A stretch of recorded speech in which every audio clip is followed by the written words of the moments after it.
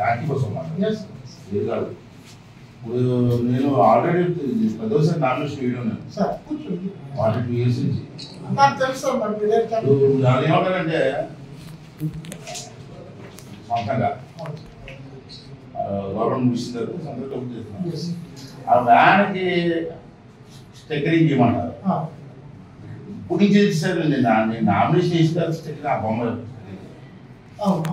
Before nomination స్టెక్కరింగ్ అప్పుడు మీరు అనుకుంటుంది సార్ బిఫోర్ అయితే అంటే ఓకే సార్ అంటే నేను ఇది క్లారిటీ తీసుకుంటాను sir. Clarification election commission rule ప్రకారం చదువుకోండి.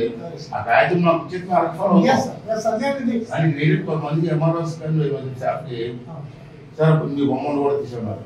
నేను క్యాండిడేట్ కాదు. నామినేషన్ చేసిన తర్వాత నామినేషన్ ఓకే క్యాండిడేట్ అవుతుంది. ఈ రోజు కూడా ఈనాడులో పేపర్లో వచ్చిన క్లారిటీ ఇవ్వలేదు.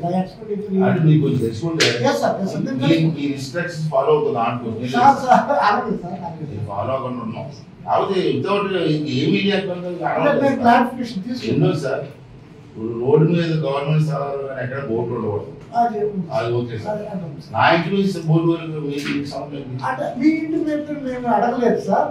అయితే ఆ ముందు ఉన్నది కొంచెం రోడ్డు మార్గంలో ఉంది అన్న టైప్ అదే సార్. సార్ మీరు రాకండి సార్. నేను సింపుల్ సార్. అంటే మనకి ఏంటంటే ఈ డిఫేస్మెంట్ గురించి మొన్న సీఎం గారు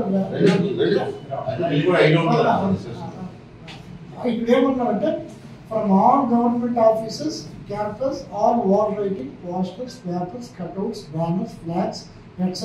shall be removed within 24 hours from announcement of elections. All unauthorized political advertisements in public places like railway stations, bus stand, bridges, buses, electric poles, municipal buildings, etc.